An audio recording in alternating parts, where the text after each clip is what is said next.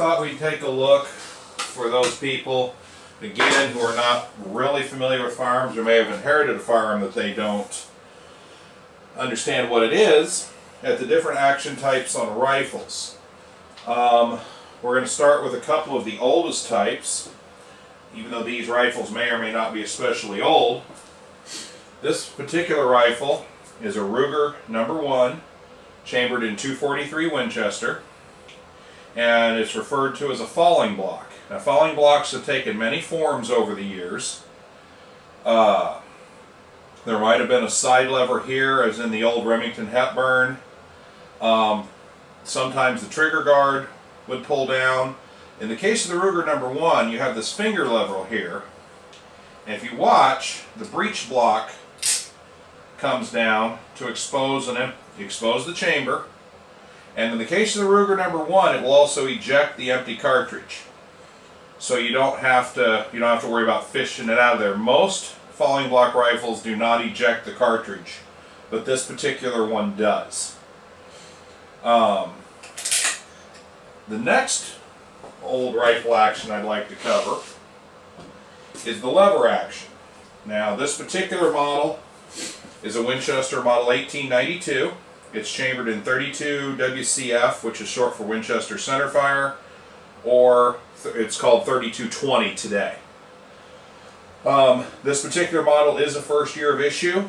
I got it from the original owner's nephew who had inherited it. The lever action, lever actions are repeating rifles, meaning they fire more than one cartridge. In this particular instance, the cartridges are fed in through this loading gate, and then they ride in this tube magazine.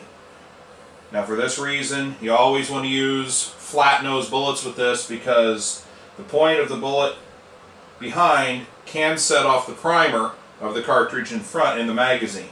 So that's why you always use flat nose bullets in a lever action such as this one. There are lever actions where you can use pointed bullets, and I'll get to an example of those shortly. Anyway, in operation, the lever is pulled down, and in this particular model, the empty cartridge is ejected out the top of the action, and then there's a lifter right here that lifts the cartridge up into line with the barrel. The lever is then closed, and the cartridge is chambered, and the hammer's back. As you can see, if you squeeze the trigger, then the rifle fires. So that's referred to as a tube feed lever action, or most commonly a lever action rifle with a tube feed magazine. Now, one of the other types that I mentioned was a lever action you could use pointed bullets in. There are other examples of this, but they would use a detachable magazine out the bottom of the action here, or in the case of this old Savage 99, they use a rotary magazine. And I don't know how well this will show up, but the cartridges, there's a little rotor in here, and the cartridges literally load in that rotor.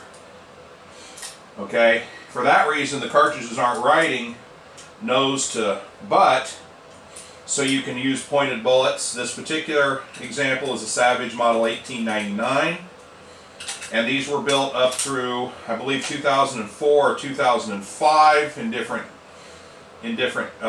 generations. So that's a lever action where you could use pointed bullets. And as always, the action's empty. Close it. You don't see an exposed hammer, it's internal. On this model, you see a round pin here. When you pull the trigger, the pin drops down. So that's kind of a cocking indicator. We'll cover those terms later. Next, we're going to go to the bolt action rifle. Actually, no, we're going to go to the slide action rifle, which that and the bolt were developed about the same time. The bolt's a little earlier.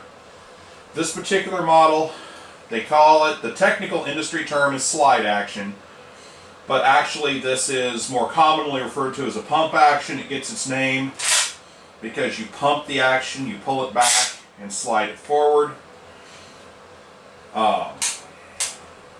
Again, it's empty. I checked all these before I started. They are all empty. But you pump the action, and then again, the cartridges are loaded in this magazine tube right here, nose to butt. You must use flat nose bullets, and that's how it gets its name. Again, slide action is the industry correct term, but you'll most often hear it referred to as a pump action in the United States. The bolt action is next. I have a couple of examples here. This one, of course, has a scope mounted on it. This, I believe, yeah, this is a Ruger Model 77 chambered in 7mm mag. This model was never built with open sights. Notice there's no provision for sights on the barrel. It was always meant to have a scope mounted on it. The bolt action, this is your bolt right here. You lift up, pull back, and that is why it's referred to. The magazine is in here, cartridges are pushed in. It allows the use of any type of ammunition you wish. So that's one bolt action. The other example I have for you to see here is an older Stevens model that needs some work. I bought it actually as a parts gun, but this one is actually chambered for the 30-30 Winchester. And again, as you can see, it bolts. In this case, you have a cocking piece back here. You pull the trigger, the cocking piece goes forward. And this model uses a detachable magazine, which is going to do its best to be stubborn. And out comes the magazine, and that's how you would load the cartridges in this one. But these are your bolt actions. Now, one thing in America, and it's impossible to show this on video, almost all American bolt actions do what's called cock on opening. When you lift this cartridge, you notice the cocking piece has come back here. If you were to just close this right now without putting a new cartridge, it's ready to fire. A lot of European bolt actions, when you go like this, the cartridge is not allowed to fire. They have what's called a cock on closing action. You actually must cycle the action. You would get it to right about here, and then the bolt slide would become very, very stiff, and you'd have to ram it home and push it down, and that's referred to as a cock on closing action. But unless you're working with European-made firearms or antique firearms, you usually will not run into that feature in the United States.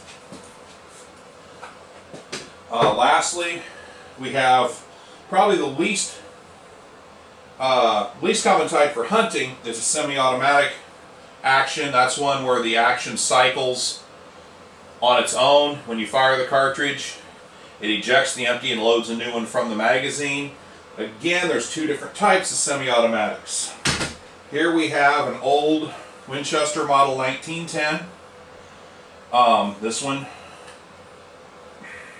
it's going to be stubborn. This magazine release is very, very tough. I'm not even going to fight with it right now. This is the magazine for it. This model there's an inertial breech block and springs in here. And the weight of that and the spring tension is what cycles the action properly. This does not use the gas of the cartridge to cycle the action. It just uses the weight in here and the inertial balance. On this particular model, you push back on the plunger right here to open the action and to chamber the first cartridge. Then after you pull the trigger, then it would fire, kicking out the empty and picking up a new one. This particular model is a first-year production.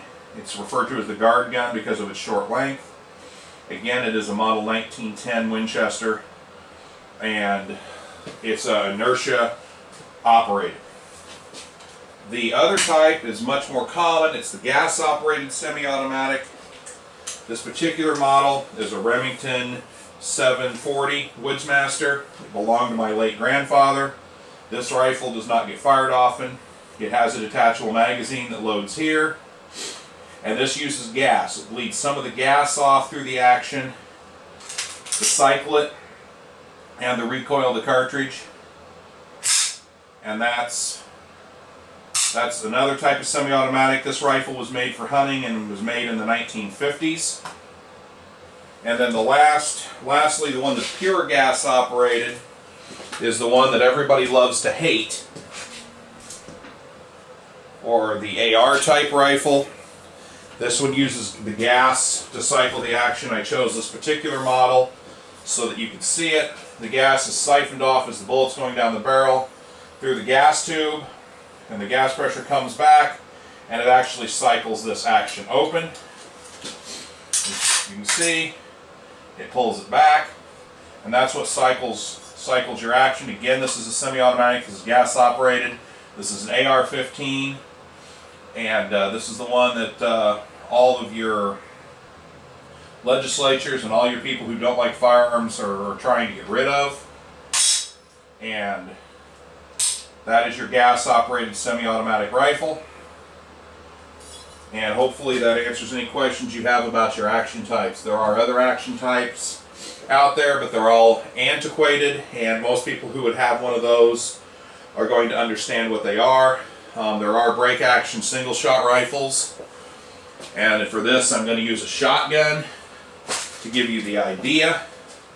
But this particular model is a 20 gauge shotgun. There's many single shot rifles out there where the barrel simply breaks open for loading.